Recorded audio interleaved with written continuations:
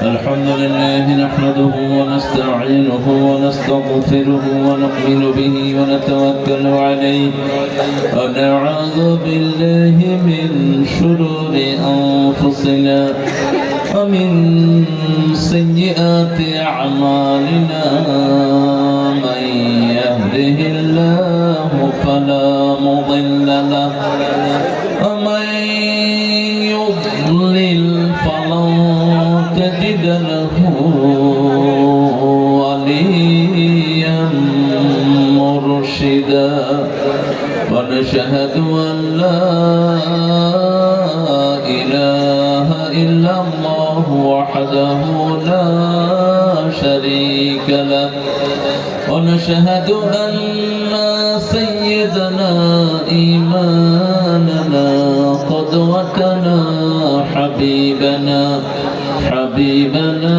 طبيبنا وطبيب أرواحنا محمد الذي أرسله بالحق بشيرا ونذيرا وداعيا إلى الله بإذنه وسراجا منيرا فقد قال الله تعالى في كلامه المجيد وفرقانه الحميد أعوذ بالله من الشيطان الرجيم بسم الله الرحمن الرحيم إن الله وملائكته يصلون على النبي يا أيها الذين آمنوا صلوا عليه وسلموا تسليما اللهم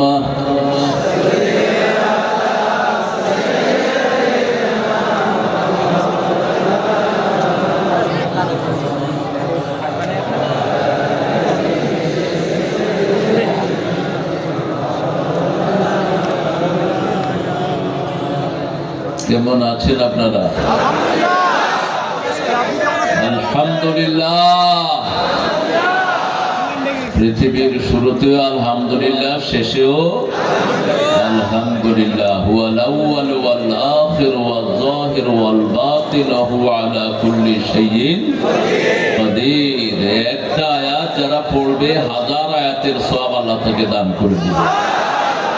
উঠতে বসতে চলতে ফিরতে যে সবচেয়ে বেশি আলহামদুলিল্লাহ পড়বে সবার আগে সে জান্নাতে চলে যাবে। আল্লাহর সাথে থাকতে রাজি আছেন তো? রাজি আছেন মুসলমান? কারা কারা হাত তুলে দেখা দেন?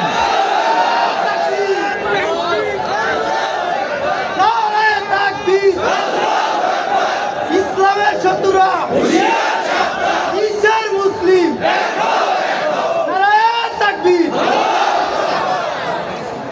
আমরা আল্লাহর দল করব, রাজি আছি? তা না হলে কিন্তু মরার সময় মুসলমান হয়ে মরা যাবে না। আমরা এখন আল্লাহর শুকরিয়া আদায় করে শুরু করব ইনশাআল্লাহ। যেহেতু তাফসীরুল কোরআন, কোরআন থেকেই কথা হবে। আল্লাহ তৌফিক দান করুন। পড়েন আলহামদুলিল্লাহ। আল্লাহু আকবার কাবীরা। আলহামদুলিল্লাহি কাসীরা। সুবহানাল্লাহি বুকরাতান ওয়া আসীলা। সুবহানাল্লাহি ওয়া বিহামদিহি আদাদা খালকিহি ওয়া রিদা নাফসিহি ওয়া জিনাতা আরশিহি ওয়া মিদাদা কালিমাতিহি। لك الحمد بالقرآن লাকাল হামদ বিল ইসলাম, লাকাল হামদ বিআসমাইক হুয়া লাকা সাম্মাইতা বিহি নাফসাক, লাকাল হামদ ইয়া রাব কামা ইয়ানবাগি লিজালালি ওয়াজহিক ওয়া আযীমি সুলতানিক। দোয়াটা মুখস্থ করবেন। এই শেষ দোয়াটা যে পড়বে আল্লাহ নিজে তাকে পুরস্কার দিবেন। এটা ফেরেশতার কলম বন্ধ হয়ে গেছে এই দোয়া শুনে। একজন সাধারণ সাহাবী পড়েছেন, সাহাবীরা সবাই সাধারণ, কিন্তু ওমর ফারুক, আবু বকর রাদিয়াল্লাহু আনহু ওনাদের মতো এত ফেমাস না উনি এমনি পড়লেন লাকাল হামদু ইয়া রাব কামা ইয়ানবাগি লিজালালি ওয়াজহিক ওয়া আযীমি সুলতানিক। ফেরেশতা বলল মা আকতুবু আলা হাদা ইয়া রাব, ও Lord, what should I write against this prayer? আমি এই দোয়ার ফজিলত কি লিখব? সাহাবীরা দিন দোয়া করেছেন, আল্লাহ আপনার ক্ষমতা যত বড়, আপনার প্রশংসাও তত বড়। আল্লাহর ক্ষমতার কোনো শেষ, আপনার সাম্রাজ্য যত বড়, প্রশংসাও তত বড়, সাম্রাজ্যের কোনো শেষ। আল্লাহ বললেন উক্তুব কামা ক্বালা আবদি, write it down, my servant says I will reward him. লিখে রাখো, যেভাবে বান্দা বলেছে আমি নিজে পুরস্কার দিয়ে দেব। প্রশংসা আছে যেখানে, নিয়ামত বেশি সেখানে। মাহফিল কমিটির একটু শুকরিয়া আদায় করে নেই। দিরোজ ওই এটার নাম না জানো, ড্রেসেস লিমিটেড মালিক ও শ্রমিক কর্মকর্তা কর্মচারীর উদ্যোগে 10ম তাফসীরুল কোরআন মাহফিল। আমার আগে কথা বলেছে শেখ ডক্টর ফখরুল আশিকি, ধর্মীয় উপস্থাপক আর টিভি এটিএন বাংলা।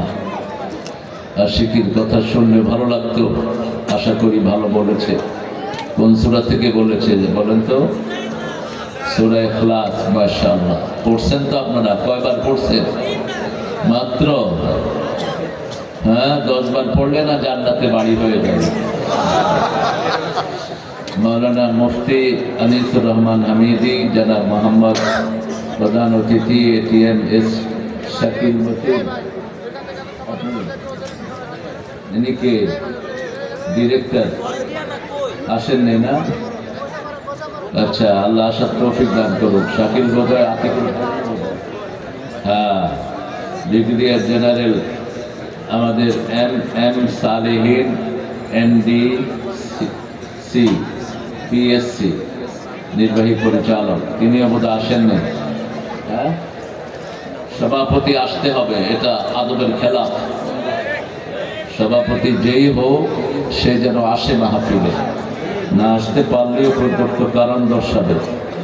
দিরোজ ড্রেসেস ইসলাম গার্মেন্টস, ইসলাম ড্রেসেস মালিক ও শ্রমিক কর্মচারী পরিচালনায় হাফেজ মাওলানা মোহাম্মদ আবু হানিফ নোমানী। আর এই প্রোগ্রামটার জন্য বেশি কষ্ট করেছে এই আলাউদ্দিন ভাই। চিনেন তো আপনারা? মোটা পেট, মোটা পেট, ইসলামের দুশ্মন। এমনি কিন্তু বেশি খায় না, ওই আগে খাইছে যা কমতেছে না। রাসূল বলতেন আউয়ালু বিদআতিন ফিল ইসলাম আশ-শাব্বাউন, ইসলামের প্রথম বেদাত হলো পেটু। প্রথম বেদাত কি? পেটু। তবে উনি নামাজি, উনি খুব আল্লাহওয়ালা মানুষ। আল্লাহ তাকে কবুল করুন, আল্লাহ তার স্ত্রীকে জান্নাতুল ফিরদাউসের মেহমান করে দিন। আপনারা দোয়া করেন নাই, দোয়া করলে কিন্তু আগে আপনার জন্য কবুল হবে। বলেন আমিন। আমাদের ড্রেসেস এই ফ্যাক্টরিটা রোজ ড্রেসের ম্যানেজার সাহেব এসেছেন, সুন্দর আপনাদেরকে ওয়েলকাম জানিয়েছেন। আল্লাহ তাকে সহ সব শ্রমিকদেরকে আল্লাহ কবুল করুন, মালিকদেরকে আল্লাহ মাফ করে দিক, ইসলাম অনুযায়ী চলার তৌফিক দান করুন। আরো অনেক ওলামা হযরত এখানে এসেছেন, আমি যাদের ছাত্র হতে পারলে ধন্য হতাম। এসেছেন স্কুলের স্যাররা, প্রাইমারি, হাই স্কুল, কলেজ, ইউনিভার্সিটির স্যার, বিভিন্ন পেশায় জড়িত আবাল বৃদ্ধা বনিতা, পর্দার আড়ের মা বোনেরা এসেছেন, হিন্দু সম্প্রদায়ের ভাই বোনেরা, যতজন এসেছেন আল্লাহ সবাইকে ইসলামের জন্য কবুল করুক। আল্লাহ সবার জীবনের গুনাহগুলো মাফ করে দিক। আর আপনাদের এই এলাকায় যারা জলাবদ্ধতা সৃষ্টি করেছে আল্লাহ তাদের সঠিক বিচার করুন। অচিরেই যেন এই জলাবদ্ধতা দূর হয়, আল্লাহ সেই ব্যবস্থা করে দিন। যে সমস্ত মূর্খরা এদিকে খেয়াল দিচ্ছে না, এদেরকে দেশ থেকে বিতাড়িত করা দরকার। লক্ষ লক্ষ শ্রমিক প্রতিদিন এখানে হাঁটাচলা করে, লক্ষ কোটি টাকা এই এলাকা থেকে বাংলাদেশের আয় হয়। কেন এই এলাকাতে এত অবহেলিত অবস্থায় পড়ে থাকবে? আমাদের দেশ যেগুলো চালায় অধিকাংশগুলো মূর্খ এবং বেয়াদব। এই জন্যই যেখান থেকে প্রোডাকশন আসে ওখানের প্রতি কোনো খেয়াল নাই। যেই গাভী দুধ দেয় ওই গাভীর যত্নের দরকার আছে না নাই? যে ওই গাভীকে যত্ন করে না, ও ভালো মালিক না খারাপ, এটা বোঝা দরকার। এতদিন পড়ে থাকবে কেন? রাস্তায় পানি জমে আছে কোমর পরিমাণ। এই অবস্থা যারা সৃষ্টি করেছে আল্লাহ যেন তাদের সঠিক বিচার করে। মনে রাখবেন, কারো রাস্তা পরিষ্কার করে দিলে আপনার জান্নাতের রাস্তা পরিষ্কার করে দিবেন কে? মদিনায় গাছ পড়ে রাস্তা ব্লক হয়ে যায়, একজন সাহাবী গাছ কেটে রাস্তা পরিষ্কার করে দেয়। বুখারীর বর্ণনা, রাসূলের মাধ্যমে আল্লাহ ওই সাহাবীকে জান্নাতের খবর দিয়ে দেয়। রাসূল বলছেন ঈমানের 70টি শাখা। বুখারীর বর্ণনা, আল ঈমানু বিদউন ওয়া সাবউনা শু'বা ফাআফদালুহা কাওলু লা ইলাহা ইল্লাল্লাহ ওয়া আদনাহা ইমাতাতুল আযা আনিত তরিক। ঈমানের 70টি শাখা, প্রথমটি হলো লা ইলাহা ইল্লাল্লাহ, লা ইলাহা ইল্লাল্লাহু মুহাম্মাদুর রাসূলুল্লাহ। শেষটি হলো ইমাতাতুল আযা আনিত তরিক, রাস্তা থেকে কষ্ট দেয় জিনিস সরিয়ে দেয়া। রাস্তাকে পুকুর বানায় ফেলছে, কি এর কষ্ট দেয় জিনিস সরাবে? এতদিন লাগে রাস্তা একটা ক্লিয়ার করতে। বেটা ইউনূস, তুইও তো ঠিক করতে পারতি এটা। 11 মাস বসে আছো, এই এলাকার দিকে কোনো খেয়াল নাই তো। উপদেষ্টাগুলো শুধু ডিমে তা দেয় বসে বসে। আল্লাহ যেন এই দেশে যারা শাসক আসবে আল্লাহ তাদেরকে শ্রমিকের প্রতি খেয়াল রাখার তৌফিক দান করুন। 3 ব্যক্তির বিরুদ্ধে আল্লাহ বাদী হবেন। কে বাদী? বাদী হবেন কে? আল্লাহ যদি বাদী হয়, নাজাতের কোনো উপায়। প্রথম ব্যক্তি, আল্লাহর নামে যারা মিথ্যা কসম কাড়ে তাদের বিরুদ্ধে বাদী হবেন কে? দ্বিতীয় ব্যক্তি, শ্রমিকের অধিকার যে ঠিক মতো দেয় না তার উপর বাদী হবেন কে? তৃতীয় ব্যক্তি, যে স্বাধীন কোন ভূমিকে মানুষের কাছে বিক্রি করে দেয় তার বিরুদ্ধে বাদী হবেন কে? আজকে আমরা কোরআন শরীফের একটা শ্রেষ্ঠ সূরা থেকে কথা বলবো। সবগুলো সূরাই শ্রেষ্ঠ। সবচেয়ে শ্রেষ্ঠ সূরা কোনটা বলে? সবচেয়ে দামি সূরা কোনটা? চিৎকার করে বলেন, আরো জোরে বলেন। কোন সূরা কোরআনের মা? বাপ কোন সূরা? হ্যাঁ, এবার থেকে গেছে মুসলমানরা। আল্লাহর ফয়সালা কত সুন্দর দেখেন। বাপ ছাড়া সন্তান দুনিয়াতে এসেছে, কিন্তু মা ছাড়া কোনো সন্তান দুনিয়াতে। তবে দুইজন আসছেন, মাও নাই বাপও নাই। আদম হওয়ার মা বাপকে আল্লাহর কাছে সবই সহজ। আল্লাহর হাবিব বলেছেন কোরআনের মা সূরা ফাতিহা। আর কোরআনের একটা উঁচু জায়গা আছে, যেমন সবকিছুর উঁচু জায়গা থাকে, কোরআনের একটা সূরা সবচেয়ে উঁচু। ওই সূরাটার নাম হলো সূরা বাকারা। কোন সূরা? সূরা বাকারা 2 নম্বর সূরা, কোরআনের সবচেয়ে উঁচু সূরা। আবার সবচেয়ে বরকতের সূরা হলো সূরাতুল বাকারা। যেই ঘরে সূরা বাকারা পড়া হয় সেই ঘরে কখনো খারাপ জিন আসতে পারে। শয়তান ওই ঘরকে কবজায় নেয় না। একবার পড়লে 3 দিন শয়তান ওই ঘরে উকিও দেয় না। এইজন্য রাসূল সাল্লাল্লাহু আলাইহি ওয়াসাল্লাম প্রত্যেকদিন এই সূরাটা পড়তেন, সূরাতুল বাকারা। আবার রাসূল বলতেন সূরা বাকারার সাথে সূরা আলে ইমরান যে পড়বে কিয়ামতের ময়দানে এই দুইটা সূরা মেঘ হয়ে তাকে ছায়া দান করে দিবে। সায়াতি গামাম ইয়াউমাল কিয়ামাহ, পাখির ঝাঁক যেরকম আকাশে উড়লে তাদেরকে ভেদ করে আলো নিচে আসে না, এরকম মেঘের মতো এই দুইটা সূরা তাকে ছায়া দান করে দিবে। আল্লাহ রাব্বুল আলামিন 114টা সূরা দিলেন। 114টা সূরার ভিতরে প্রত্যেকটি সূরায় এক এক বৈশিষ্ট্যে বৈশিষ্ট্য মণ্ডিত। তবে সবচেয়ে দামি সূরা সূরা ফাতিহা, তারপরে হলো সূরা ইখলাস। কোন সূরা? সূরা ইখলাস। আবার সূরা ফাতিহার সাথে সূরা জিলজাল কে রাসূল মিলালেন। সূরা ফাতিহা কোরআনের অর্ধেক, সূরা জিলজাল ও কোরআনের অর্ধেক। আবার রাসূল সাল্লাল্লাহু আলাইহি সাল্লাম রাতের বেলায় 4টা সূরা পড়তেন, এর মধ্যে একটা সূরা যে পড়ে কবরের আযাব তার আল্লাহ তার মাফ করে দেয়। সূরা মুলক পড়বেন, মুলকের সাথে রাসূল পড়তেন সূরা সিজদা, আর সূরা বনী ইসরাঈলের সাথে পড়তেন সূরা জুমার, আর সূরা বাকারার শেষ 2 আয়াত রাসূল পড়তেন আর বলতেন এই 2 আয়াত রাতের বেলায় যে পড়বে সারা রাত তার আমলনামায় সওয়াব লেখা হতে থাকবে। সব বিপদ থেকে আল্লাহ তাকে নাজাত দিয়ে দিবেন, সব কষ্ট থেকে নিষ্কৃতি দিবেন। শ্রমিকদের কষ্ট বেশি না কম? তবে মালিকেরাও কষ্টে পড়ে।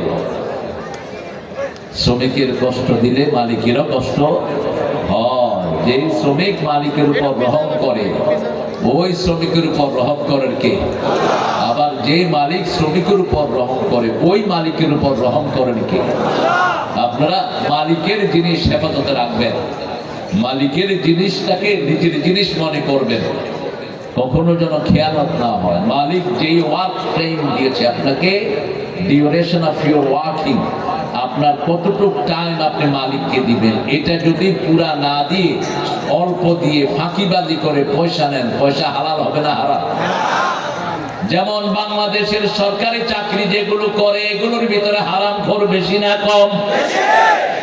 ডিসি কে অফিস দেয়া হয়েছে 8টা থেকে 5টা পর্যন্ত অফিস করবে, কিন্তু দেখা যায় ডিসি সাহেব নাই, ওসি সাহেব নাই। স্কুলের টিচার স্কুলে ঠিক মতো ক্লাস না করে পয়সা পকেটে ঢুকায়, আবার ডাক্তারের ট্রান্সফার হয় গ্রামে, ঢাকা পয়সা খায়। এগুলো হারামখোর। কি গো? হারামখোর। যেই সময়টা আপনি নিবেন সরকারের জন্য, যেই সময়ের জন্য আপনার টাকা বরাদ্দ হয়েছে পুরা সময়টা আপনি তাকে দিতে হবে।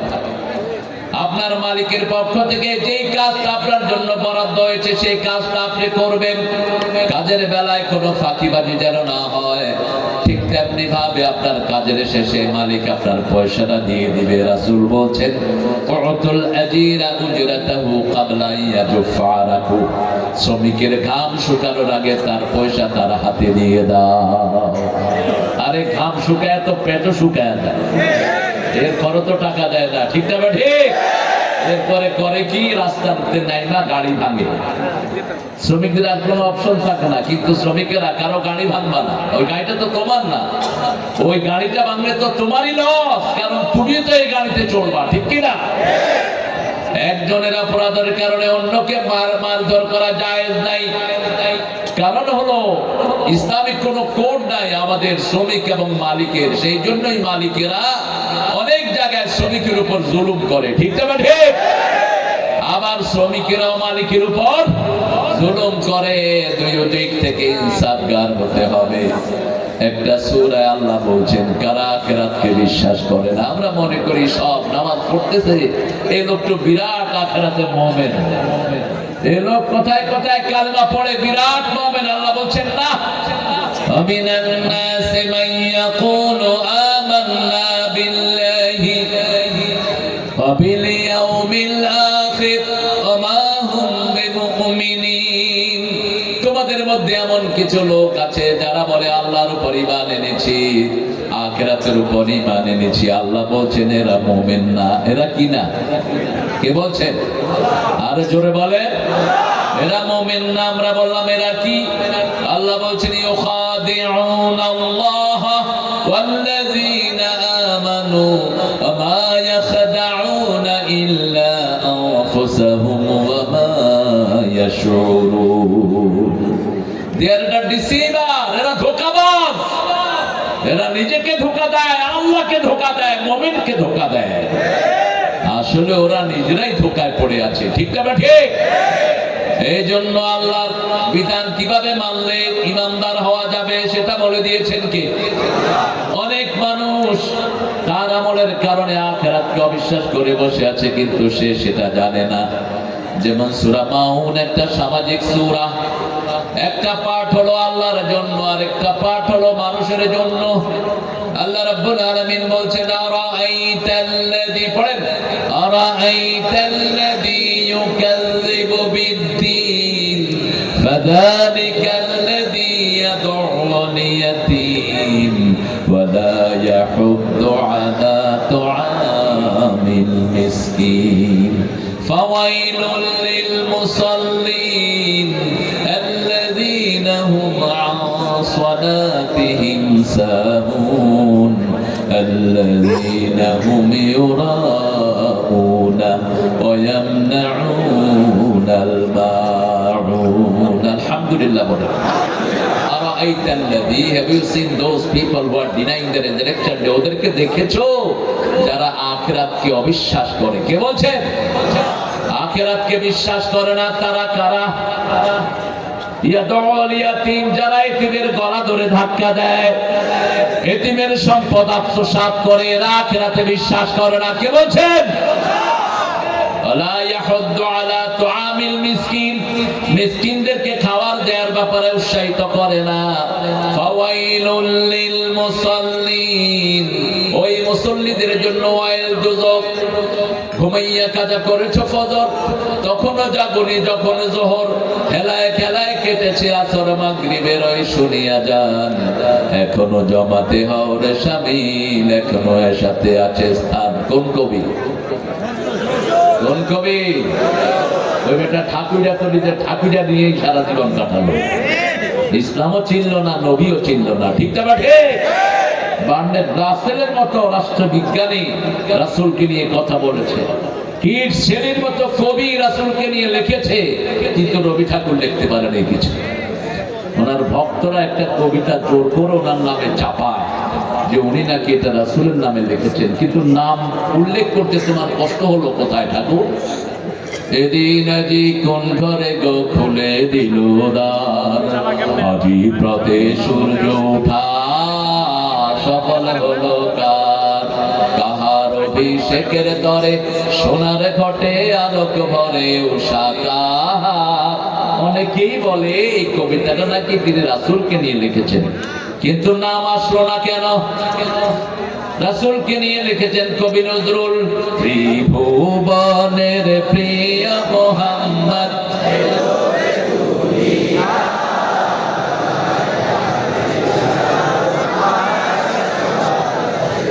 দেখেন এই হলো নজরুলের জনপ্রিয়তা, কারণ রাসূলকে নিয়ে লিখলে এটা সারা পৃথিবীতে ছড়িয়ে যায়। ঠিক না ঠিক? ঠাকুরের কবিতা পড়েছি, কেউ আমার সাথে কণ্ঠ মিলাইতে পারলেন না, শুধু আমিই পড়েছি। আর যখনই ত্রিভুবনের বললাম, আপনারা গাওয়া শুরু করে দিলেন। আবার তিনি লিখেছেন, আল্লাহকে যে পাইতে চায় হযরতকে ভালোবেসে, আল্লাহকে যে পাইতে চায় আরশ কুরসি লৌহ কালাম না চাহিতে পেয়েছে সে। যদিও আল্লামা ইকবালের থেকে চুরি করা কবিতা এটা, তো চুরির মধ্যে বিশ্ব চ্যাম্পিয়ন হলো রবি ঠাকুর। রবি ঠাকুর যেটা দিয়ে নোবেল পেয়েছে, ওই গীতাঞ্জলির 52টার ভিতরে 50টাই হলো অনুবাদ। সেটা দিয়েই তিনি নোবেল নিয়েছেন। নোবেল যারা দিয়েছে ওরাও ইসলামের দুশমন। ঠিক না বেটি? আমরা সূরা মাউন থেকে কথা শুনবো। আল্লাহ বলছেন যারা এতিমকে ধাক্কা দেয়, এতিম কারা? বাপ মারা গেলে সন্তান কি হয়? আর মা মারা গেলে কি হয়? মা মারা গেলে এতিম কয় মিসকিন। আল্লাহ আল্লাহ আপনাদেরকে হেদায়েত করুন। আমাদের গ্রাম দেশে ছেউগা ছেউগা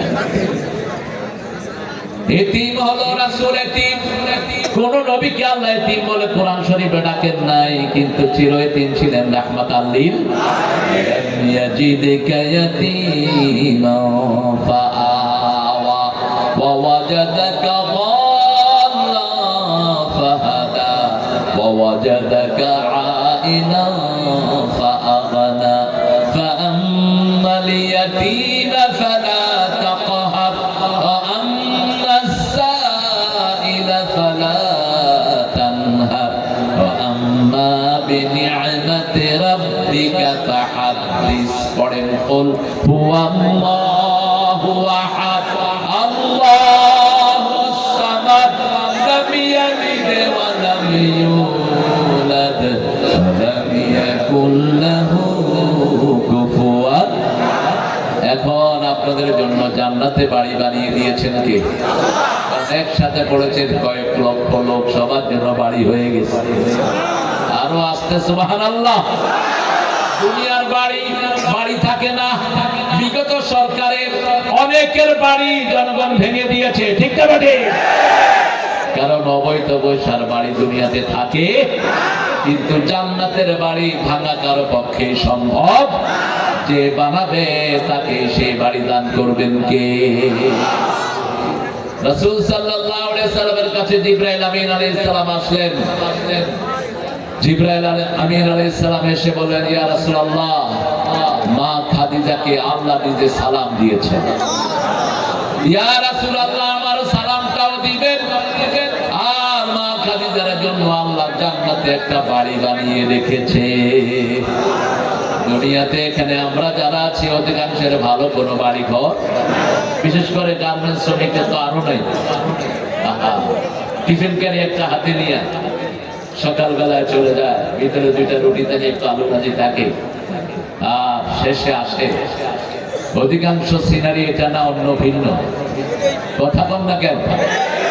শ্রমিকের বেতন কত এখন? কত? সবচেয়ে কম কত?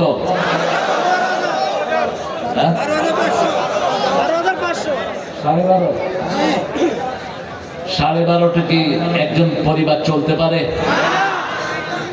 আপনারা তো ভালোই আছেন, ইমামদের বেতন আরো কম। অথচ বাংলাদেশ হলো মুসলমানদের দেশ। ইমামের বেতন 6,000, তাও 3 মাস বাকি। কিন্তু ইমামরা সবচেয়ে সুন্দর চলে, ঠিক না বেঠিক? চেহারাও সুন্দর, কাপড়ও। আর যাদের টাকা বেশি, আলগা ইনকাম বেশি, ওদের চেহারাও খারাপ, ব্যবহারও দেখলেই মনে হয় জুতা দিয়ে পিটাই। সালাম দিলে উত্তর দেয় না। জিজ্ঞেস করবেন কেমন আছেন স্যার, সুবিধা না, তোর সুবিধা জীবনে হবেও না। আরাম করে আরাম তুলে নেন কে? এই জন্য কোন এতিমের গায়ে যে ধাক্কা দিয়েছে তার আখিরাত নষ্ট করে দিবেন কে? কোন এতিমকে গালিগালাজ করা যাবে, এতিমের মাল ভক্ষণ করা যাবে? আল্লাহ বলছেন, যার পেটে এতিমের মাল আছে, ইয়াকুলুনা ফি বুতুনিহিম নারা, তার পেটে জাহান্নামের আগুন আছে। ওই আগুন পেটে নিয়ে তুই কিভাবে জান্নাতে যাবি? সম্ভব না। এতিম রাসূল এতিম ছিলেন, রাসূলকে আশ্রয় দিয়েছেন কে? সব নবীকে হেদায়েতের উপর প্রতিষ্ঠিত করে দিয়েছেন কে? এইজন্য আল্লাহ বলছেন, আম্মাল ইয়াতীমা ফালা তাকহার, এতিমের সাথে কর্কশ ব্যবহার করো না।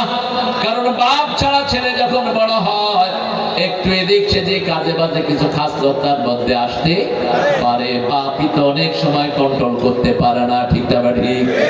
সেই জন্য তোমরা তার সাথে রূঢ় আচরণ করো না। ও আম্মা সাইলা ফালা তানহার, ভিক্ষুকের সাথে মাথা ঝাঁকি দিয়ে কথা বলো না। পিতা মাতার জন্য যে শব্দ ভিক্ষুকের জন্য একই শব্দ প্রয়োগ করলেন কে? আল্লাহ বললেন সূরা বনী ইসরাঈল 21 নম্বর আয়াত, লা তানহারহুমা, পিতা মাতার সাথে ঝিড়কি দিয়ে কথা বলবা না। ওয়া আম্মা সাইলা ফালা তানহার, ভিক্ষুকের সাথে মাথা ঝাঁকি দিয়ে কথা বলো না, চোখ রাঙিয়ে কথা বলো না। ভিক্ষুকের সাথে কথা বলো, কুল্লাহুম কাওলাম মাইসুরা, হাসি মুখে কথা বলো। আর পিতা মাতার জন্য বলেছেন, কুল্লাহুমা কাওলান কারীমা, নরম কথা বলো, সম্মানজনক কথা বলো। প্রেস্টিজিয়াস ওয়ার্ড ইউজ করো, অসম্মানজনক কোনো কথা পিতা মাতার সাথে বলবা না। যারা পিতা মাতাকে বুড়া বলে ওরা বেয়াদব। ওই বুড়া, তুই বেয়াদব, তোর দুনিয়াও শেষ, আখিরাতও। মনে রাখবা, একটা জায়গায় বেয়াদবি হলে আমল সব বরবাদ। নবীদের সাথে বেয়াদবি হলে আমল বরবাদ করে দেন কে? আর পিতা মাতার সাথে বেয়াদবি হলে আমল বরবাদ করে দেন কে? এই পৃথিবীর সবচেয়ে বড় কাফেরের একটা ছিল পিতা মাতার 3 সন্তান। নাম বলেন, কি নাম? এই তো বলে ফেলছে, কি নাম? ফেরাও পিতাও তেজ্য করেছে, মাও তেজ্য করেছে। মা পাগল হোক, মা মুশরিক হোক, মা বেনামাজি হোক, তুমি তার সাথে বেয়াদবি করতে। বাপ যাই হোক, বাপকে আদব দিয়ে কথা বলতে হবে। বাপ যদি খুন করেও ফেলে, খুনের বদলা খুন ইসলামে নাই। পিতামাতা যদি সন্তানকে খুন করে ফেলে, কেসাস হয় না। এত বড় অধিকার পিতামাতার জন্য কে দান করেছে? এই জন্য পিতামাতার মনে যারা কষ্ট দেয় তাদেরকে নগদ দুনিয়াতে শাস্তি দিয়ে দেন কে? দেখবেন বহু যুবক ছেলে একটা অঙ্গ প্যারালাইজড, দুইটা কাজ করবে, হয় পিতামাতার বেয়াদবি পিতামাতার সাথে করেছে, অথবা আত্মীয় স্বজনের জমি আত্মসাৎ করেছে। কারো জমি যখন কেউ খেয়ে ফেলে, কারো অধিকার যখন কেউ নষ্ট করে, তার অধিকার নষ্ট করে দেন কে? সেই আল্লাহ রাব্বুল আলামিন বলেছেন, ওয়ালা ইয়াহুদ্দু আলা তুআমিল মিসকিন। মিসকিনদেরকে খাওয়া দেওয়ার ব্যাপারে উৎসাহিত করে না। মিসকিন কারা? গার্মেন্টসের যত শ্রমিক সব মিসকিন। সব কি মিসকিন? হলো যার বেতন এক মাস চলে না, এর নাম কি? এর নাম কি? মিসকিন। নুন আনতে পান্তা